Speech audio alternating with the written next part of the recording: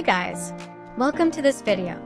Today we are going to solve question number 11 of the 047822 February-March 2023 past paper. The question is, the one-dimensional array team name contains the names of teams in a sports league. The two-dimensional array team points contains the points awarded for each match. The position of each team's data in the two arrays is the same. For example, the team stored at index 10 in team name and team points is the same. The variable league size contains the number of teams in the league. The variable match number contains the number of matches played. All teams have played the same number of matches. The arrays and variables have already been set up and the data stored. Each match can be played at home or away.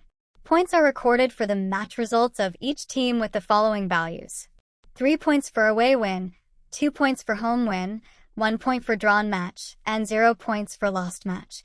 Write a program that meets the following requirements. Calculates the total points for all matches played for each team.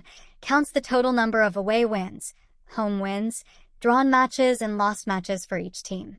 Outputs for each team, name, total points, total number of away wins, home wins, drawn matches, and lost matches. Finds and outputs the name of the team with the highest total points. Finds and outputs the name of the team with the lowest total points. You must use pseudocode or program code and add comments to explain how your code works. You do not need to declare any arrays, variables, or constants. You may assume that this has already been done.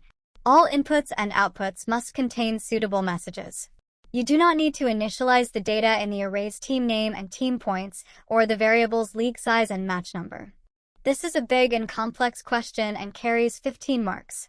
So we should be very careful to answer all requirements. We should not repeat the things which are already given because those will not award any marks and instead we can miss any of the requirement. So let's analyze the question and separate the requirements and then the given points in the question. Let's highlight the given points in green and all the requirements in red.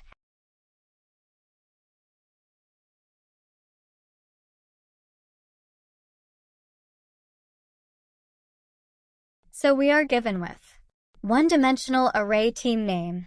No need to declare or initialize it. Two-dimensional array team points. No need to declare or initialize it. Above two arrays will have position of each team's data and at same index. Variable league size contains the number of teams in the league. No need to declare or initialize it. Variable match number contains the number of matches played by each team. No need to declare or initialize it. Additionally, the math points for different type of matches are also given. Let's have an example to further elaborate the given data. Consider that we have 3 teams in the league and each team played 2 matches.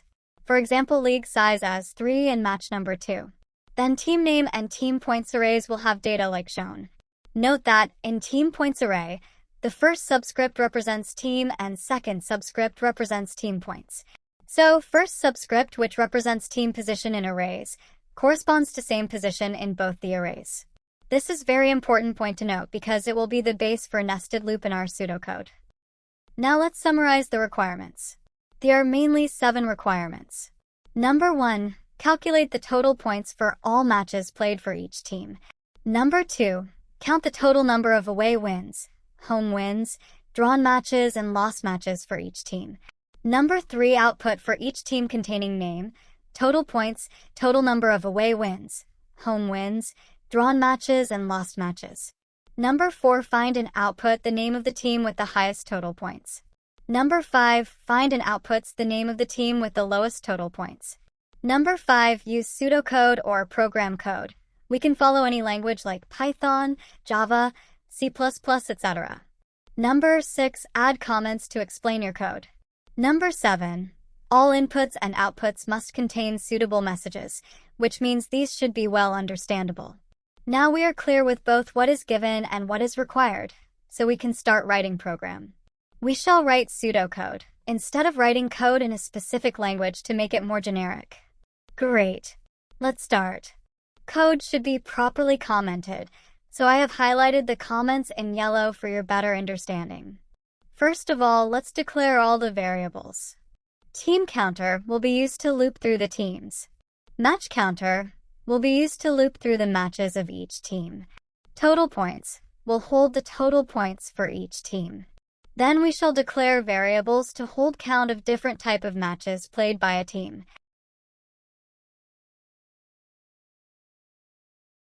Let's first start looping through all the teams in league using a for loop and the given league size. Then initialize the variables to hold team-wise data with 0. Now we shall start nested for loop to loop through the team points for each of its match using the match number variable. Total points achieved by each team will be accumulated in variable total points in this loop. Then count the different type of matches played by each team based on the given points for each match in array team points. We shall use a case statement to identify the match type based in team points and then increment the respective variable with 1. Now it's time to display our identified total points for each team and the count of different matches using the output statement. First, we shall display the team name, then its total points, and then count based on the match types. Now we shall identify the team with highest and lowest points and display it along with a descriptive message. For this purpose, we shall use if statement. If there is only one team in the league, then it's obvious that it will be with highest and in lowest points as well. But in case if there is more than one team, we shall calculate it as shown in the second and third if block.